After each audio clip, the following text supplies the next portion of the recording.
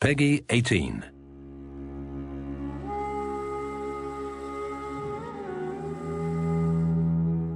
The project began for me in May 2015 when I joined the team.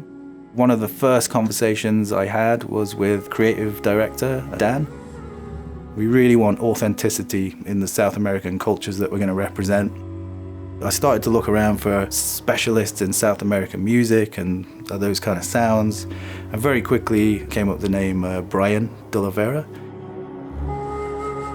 Rob came by in person to the studio, very nonchalantly actually. He just showed up and, hey, how's it going? I want to chat to you about something I'm working on. Could possibly work. And yeah, it's Tomb Raider.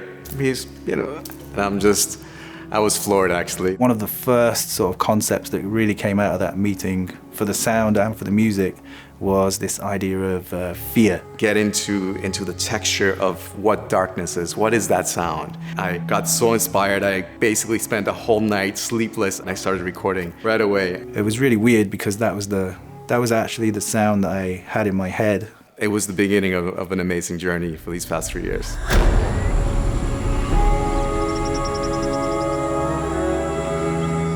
I had done a lot of trips in my life. I had gone to Mexico, I'd gone to Peru, I've been all over South America. But I realized that I really needed to go and dig deeper. So I did a specific trip to Mexico where I went instrument hunting. I showed up there with 2 suitcases empty, a little backpack, and I didn't know anybody. And I had 10 days, and this is like, let's go hunt. And I showed up, started making phone calls. I remember one time I found these magical rocks in this town called Minerales de Pozos. It's made of volcanic rock.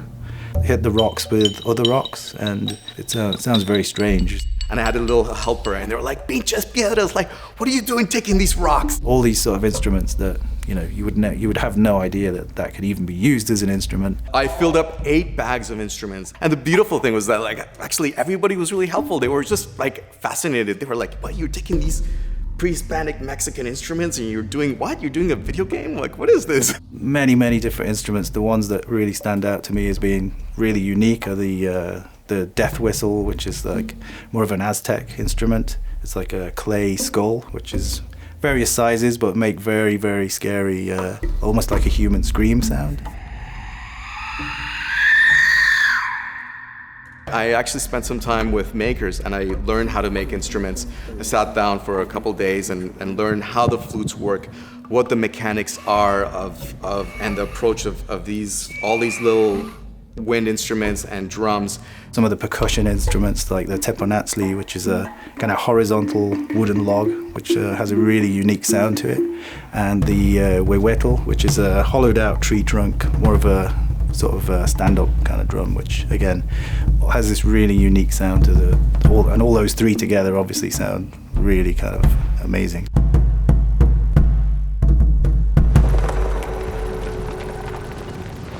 One of the things we really wanted to do is to move away a little bit from the more melodic approach of the previous games, go more into that idea of, fear and ambience, and to have the player feel like they don't really know what is music and what is a sound effect. In a sense, this is how they approach music also in pre-Hispanic cultures. It's not just the flute that makes a melody. Actually, the flute is meant to be a part of the environment and it would emulate certain birds or effects. So we'll take a lot of elements of Brian's music, like the death whistles and things like that, and we'll actually place them in 3D in a lot of these tomb spaces so that as the player moves the camera around, they actually hear these musical elements panning around. So I found 2 instruments that really represented Lara. For me, the main one is the cello, actually. To me, it's her past, it's her physical embodiment. And then I found also this one death whistle, which is actually, it's shaped like a puma and it sounds like a puma, and you hear that all over the game.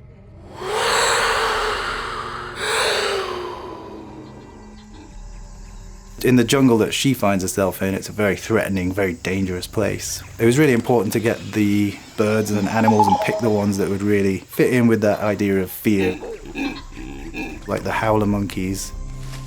There's also birds like the oropendola, which sound really bizarre and really different to the birds that we would expect to hear. A lot of the instruments you hear are instruments that I found in the Amazonian jungle. This instrument was made by the shaman that I spent time with. And this specific instrument was the starting point for me to actually work the parts of the jungle. I remember being in the middle of the night on ayahuasca and he's playing this.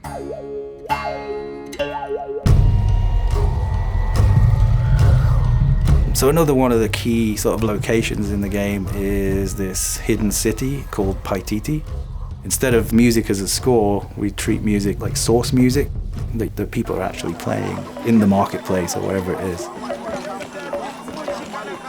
We worked really closely with the animation department to make sure that the right instruments were being played in the correct way. One of the really important things for us was that this game needed to feel very cinematic. So we took the game to Pinewood Studios in the UK. We mixed the game in Dolby Atmos. That really helps to exaggerate this sense of verticality in the game. They mixed so many iconic movies. It felt like the perfect place to finish the project. When I was a kid, I was obsessed with Mayan and Aztec culture, actually. It's a huge part of me, and to be able to explore that and be real and show the aspects of it that are positive, it was a huge chance for me. Our goal has always been to create the most visceral, emotional, and intense Tomb Raider experience that's ever been seen. The work we've done on the sound and the music all feels really like it's achieved that goal, and it's something I'm very proud of.